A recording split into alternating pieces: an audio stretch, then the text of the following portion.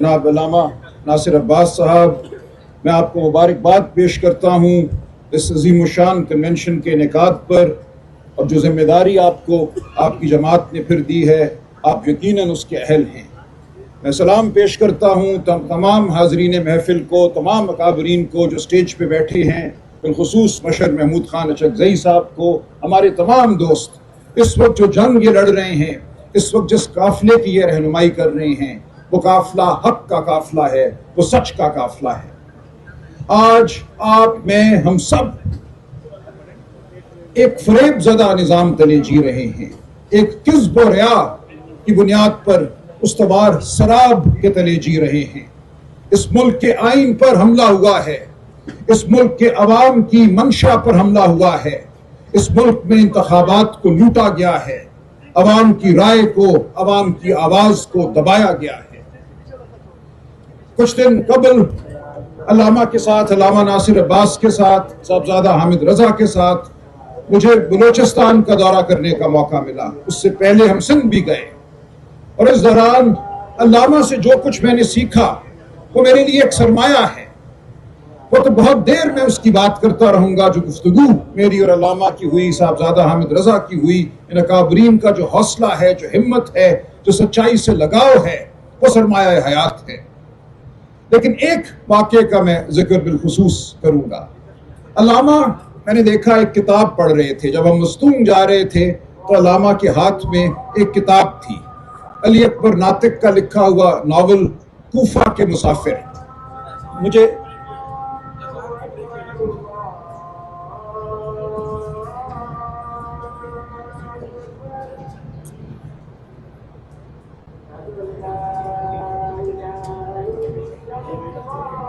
ہم نے اختیار کیا، ایک پرخطر سفر تھا، لیکن علامہ کا ساتھ تھا، صاحبزادہ کا ساتھ تھا، اس نے ہماری ہمت بندھائی۔ تو علامہ کے پاس میں نے ایک کتاب دیکھی، علی اکبر ناطق صاحب کی لکھی ہوئی کوفہ کے مسافر۔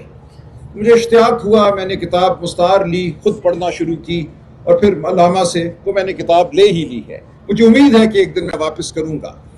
لیکن وہ کتاب پڑھنے سے جو ایک خیال اجاگر ہوا کہ آج پھر ہم اس فریب زدہ شہر میں، اس جھوٹ پر مبنی شہر میں، جہاں ایک جھوٹا نظام قائم ہے، لوٹ پر مبنی، ذہن کی لوٹ پر مبنی نظام قائم ہے، ہم سب آج پھر کوفہ کے مسافر ہیں۔ ہم قافلہ حق ہیں۔ یہ آپ کی روایت ہے، یہ ہماری روایت ہے، حق کا ساتھ دینا، حق کے لیے نکلنا، حق کے لیے جدوجہد کرنا، حق کے لیے سختی برداشت کرنا۔ یہ سب کچھ ہم کریں گے علامہ کی رہنمائی میں، مشر محمود خان اچکزئی کی رہنمائی میں۔ آپ کا ساتھ ہمیں میسر ہوگا۔ آپ اور ہم ایک گلدستہ ہیں۔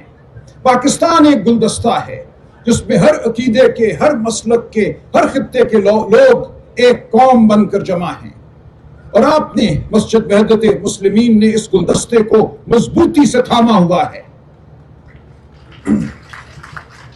ہمیں فخر ہے کہ آج مسجد وحدت مسلمین پی ٹی آئی کی اتحادی ہے، اور تحریک تحفظ آئین میں بھی ایک بڑے کٹ میں شامل ہے۔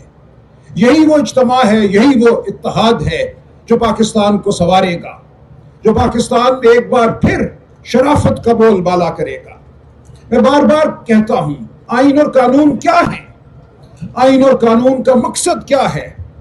آئین اور قانون کا مقصد ہے شرافت کا احیاء، کہ شرافت کا بول بالا ہو معاشرے میں، انسان کی جان، مال، عزت، چادر، چار دیواری محفوظ ہوں۔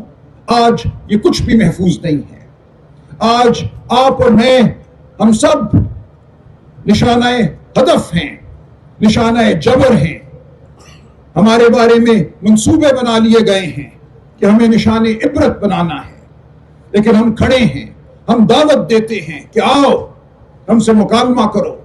مکالمہ نہیں کرتے تو پھر ہم تیار ہیں اس عمل کے لیے جو ہمارا مقدر ہے، ہم جد و جہد کریں گے۔ علامہ اقبال نے کہیں فرمایا ہے، ستیزہ کار رہا ہے ازل سے تا امروز، شرار بو لہبی سے چراغ مصطفی۔ چراغ مصطفی آپ نے تھاما ہوا ہے، چراغ مصطفی کی لو سے ہم سب آج مستفید ہو رہے ہیں۔ اس کفر کے نظام میں، اس جھوٹ کے نظام میں مصطفی کی روشنی پھیلاتے رہیں گے۔ ہم آج اس لیے حاضر ہوئے ہیں یہاں۔ دیکھیں، آئین اور قانون، میں نے عرض کیا، ایک آلہ ہے انسانی معاشرے میں شرافت کے قیام کے لیے، انسانوں کے بیچ اونچ نیچ کو ختم کرنے کے لیے۔ پھر اگر میں سہارا لوں علامہ اقبال کا، علامہ فرما گئے ہیں، کس در جہاں محتاج کس نباشد، نقطہ شرع مبین این است و بس۔ کہ اس دنیا میں کوئی شخص، کوئی انسان کسی دوسرے انسان کا محتاج نہ ہو۔ شرع کا مقصد، نقطہ شرع مبین، ہماری چمکتی ہوئی شریعت کا مقصد بس یہی ہے۔ تو میں آپ کو دعوت دیتا ہوں کہ آپ علامہ ناصر کی سربراہی میں، ہماری رفاقت میں، مشر محمود خان اچکزئی کی سربراہی میں اس قافلے سے جڑے رہیں۔ اس قافلے کا مقصد شرافت کا احیاء ہے۔ اس قافلے کا مقصد اونچ نیچ کو ختم کرنا ہے۔ اس قافلے کا مقصد بھائی چارہ پیدا کرنا ہے۔ ہم سب بھائی ہیں، بہنیں ہیں، ہمارے درمیان محبت کا ایک لازوال رشتہ قائم ہے۔ ہم نے اس رشتے کو مضبوط کرنا ہے، چاہے اہل تشیع ہو، سنی ہو، کوئی بھی ہو۔ ہم اس زمین پر ایک قوم ہیں۔ بلوچستان ہم گئے، وہاں ہم نے قطار اندر قطار خواتین دیکھی جن کے چہروں پر غم تھا، جن کی آنکھوں میں غصہ تھا۔ انہوں نے اپنے ہاتھوں میں تصویریں اٹھائی ہوئی تھیں اپنے پیاروں کی، بیٹوں کی، بھائیوں کی، باپوں کی، شوہروں کی، جو گمشدہ ہیں، جو سالوں سے گمشدہ ہیں۔ کرنا ہے، چاہے اہل تشیع ہو، سنی ہو، کوئی بھی ہو۔ ہم اس زمین پر ایک قوم ہیں۔ بلوچستان ہم گئے، وہاں ہم نے قطار اندر قطار خواتین دیکھی جن کے چہروں پر غم تھا، جن کی آنکھوں میں غصہ تھا۔ انہوں نے اپنے ہاتھوں میں تصویریں اٹھائی ہوئی تھیں اپنے پیاروں کی، بیٹوں کی، بھائیوں کی، باپوں کی، شوہروں کی، جو گمشدہ ہیں، جو سالوں سے گمشدہ ہیں۔ ان کا غم، ان کا غصہ ہمارے ضمیر پر بوجھ ہے۔ ہم نے اس غم کو، اس غصے کو ختم کرنا ہے۔ ہم ہر ایک کے حق کے لیے کھڑے ہوں گے۔ وہاں میں نے عرض کیا، کوئی خون بلوچ خون سے زیادہ قیمتی نہیں ہے۔ ہم سب کا خون سانجھا ہے، ہم سب کا مستقبل بھی سانجھا ہے۔ ہم نے اس کے لیے لڑنا ہے، ہم نے حق کی بات کرتے رہنا ہے۔ دیکھیں، آئین پاکستان ایک میثاق ہے، ایک معاہدہ ہے پاکستان کے عوام اور پاکستان کی ریاست کے بیچ۔ اس معاہدے کو بار بار توڑا گیا ہے۔ اس ٹوٹنے کے نتیجے میں ملک بھی ٹوٹ چکا ہے ایک بار، اور آج ملک تناؤ کا شکار ہے۔ ہم نے اس معاہدے کو بحال کرنا ہے، اور میں یہاں تک کہوں گا کہ ہم نے اس معاہدے کو بہتر کرنا ہے۔ جب میں اس معاہدے کو، اس میثاق کو پڑھتا ہوں تو مجھے اس میں بہت سی شکیں ایسی نظر آتی ہیں جو میں سمجھتا ہوں اس قابل ہے کہ ان پہ دوبارہ توجہ کی جائے۔ بلوچستان کو ہم کیا حقوق دیتے ہیں؟ بلوچستان کی آبادی مختصر ہے، قلیل ہے، شاید گجرانوالہ ڈویژن سے بھی کم ہے۔ بلوچستان کو ہم نے 14-15 سیٹیں دی ہیں قومی اسمبلی میں، اور انتخاب وزیر اعظم کا ہوتے وقت سینٹ، جو صوبوں کا ہاؤس ہے، جہاں 25 سینیٹر ہر صوبے سے موجود ہیں، اس سے پوچھا ہی نہیں جاتا۔ بلوچستان غیر اہم ہو جاتا ہے۔ کوئی بھی شخص پاکستان کا وزیر اعظم بن سکتا ہے صرف 4 پنجاب کی ڈویژن سے ووٹ لے کر، کہ ایم این ایز کے ووٹوں سے۔ تو اس نظام کو ہمیں بہتر کرنے کی ضرورت ہے، لیکن پہلے ہم نے جو ہمارے پاس آئین ہے، جو میثاق ہمارے پاس ہے، اس کو بحال کرنا ہے۔ اور اسی لیے تحریک تحفظ آئین وجود میں آئی ہے۔ ہم نے اس آئین کا تحفظ کرنا ہے، اور پھر اس آئین کو ہم نے بہتر بنانا ہے، تاکہ واقعتاً کس در جہاں محتاج کس نباشد، ہم اس ملک میں ظلم کو ختم کریں، اس ملک میں غربت کو ختم کریں، اس ملک سے ہم محتاجی کو ختم کریں۔ یہ ہمارا نصب العین ہے۔ اس کے لیے ہم شب و روز جد و جہد میں مشغول ہیں۔ سیاست کیا ہے؟ سیاست خود نمائی کا نام نہیں ہے۔ سیاست میں ہم اس لیے نہیں آئے کہ ہم سٹیج پہ کھڑے ہو کر تقریر کر سکیں۔ سیاست میں ہم اس لیے آئے ہیں کہ ہمارے دلوں میں درد ہے۔ ہم نے دیکھا ہے غربت کو، ہم نے دیکھا ہے محرومی کو، ہم نے دیکھا ہے ان آنکھوں کو جن کو ہم نے بلوچستان میں دیکھا۔ ان میں तैरते गम को, उनमें छुपे गुस्से को हमने देखा है। इसलिए हम आपके सामने हाजिर हैं। करम की, पारा चनार की बात अल्लामा मुझे हर दूसरे दिन बताते हैं कि वहां क्या जुल्म हुआ है और हो रहा है। हम खून के आंसू रोते हैं, लेकिन हम बेबस नहीं हैं। हम एक बहुत बड़ी ताकत हैं। पाकिस्तान की आवाम कोई रेवड़ नहीं है, हम भेड़े नहीं हैं। हमारी आवाज को सुनना होगा मुतलकुल अनान हुक्मरानों को।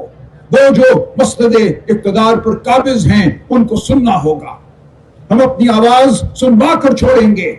ये हमारा आपसे, पाकिस्तान की आवाम से वादा है कि उनकी आवाज हर ऐवान में गूंजेगी। पाकिस्तान उनकी ख्वाहिशात के मुताबिक चलेगा। क्या वजह है कि 60% बच्चों को बुनियादी तालीम हासिल नहीं है? 16 साल की उम्र में 40-45 बच्चे किसी भी किस्म के स्कूल में नहीं जाते, ना मदरसा, ना वोकेशनल ट्रेनिंग, ना उर्दू मीडियम, ना इंग्लिश मीडियम।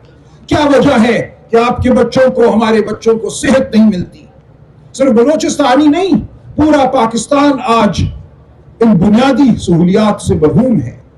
और क्या वजह है कि उमरा के महल पहले से ज्यादा शानदार होते चले जाते हैं? तो ये पूरा निजाम ऊंच नीच पर, तफरीक पर मबनी है। इस पूरे निजाम में अमीर अमीर तर होता है और गरीब गरीब तर होता है। ये है नुक्ता शराय मुबीन। मैं फिर आपसे अर्ज करूं, कस्तर जहां मोहताज कस न बाशत। हमने इसके लिए लड़ना है और लड़ते ही चले जाना है। मैं गुजारिश करूं, एक झूठा बयानिया हमें पेश किया जाता है। मैं बैठता हूं ऐसी महफिलों में जहां यह कहा जाता है इंसानी हुकूक क्या है, आइन क्या है, कानून क्या है, देखो हमने मईशत को इस्तेहकाम दे दिया। ये झूठा बयानिया है। मईशत का इस्तेहकाम और इंसान की तकरीम दो मद्दे मुकाबिल कदरे नहीं हैं। इंसान की तकरीम होगी तो मईशत बहाल होगी। इस मुल्क में एक बयानिया इस वक्त चलाया जा रहा है कि भूल जाओ कानून को, भूल जाओ आइन को, भूल जाओ कि इलेक्शन लूटे गए, हम तुम्हें माशी तरक्की करके दिखाएंगे। हम जमीन में छुपे हुए खजानों को निकालेंगे, उनको बेच डालेंगे, उनसे जो रकम हासिल होगी उससे हम अमीर हो जाएंगे। कौन अमीर होगा? क्या वो बलोचिस्तान में बैठी मां अमीर हो जाएगी? हरगिज नहीं। अमीर वही होगा जो इस शहर फरेब में बैठा हुआ है। हम ये नहीं होने देंगे। हम इसलिए आपके सामने हाजिर हैं। ये झूठा बयानिया बुना जा रहा है कि माशी तरक्की जो है उसके लिए जरूरी है कि आइन को पामाल किया जाए, उसके लिए जरूरी है कि इंसानी हुकूक को सल्ब किया जाए। ये झूठ है, ये झूठ है। इस झूठ को हम कभी नहीं मानेंगे। पाकिस्तानी कौम बेदार कौम है। पाकिस्तानी कौम अपनी इज्जत की हिफाजत करना जानती है, अपने घर की, अपनी चार दीवारी की हिफाजत करना जानती है। हम माशी तरक्की करेंगे उस महरूम माँ की, उस महरूम बच्चे की जो चोलिस्तान के रेगिस्तान में है, जो सिंध में कहीं भटक रहा है, जिसको डर है कि उसका पानी उससे छीन लिया जाएगा, जो गिलगित बल्तिस्तान में है, पहाड़ों को देखता है और उसको नहीं इल्म के इन पहाड़ों में छुपे खजाने कहाँ जाएंगे, किसको अमीर करेंगे। हम हर उस शख्स की आवाज बनेंगे और बन चुके हैं।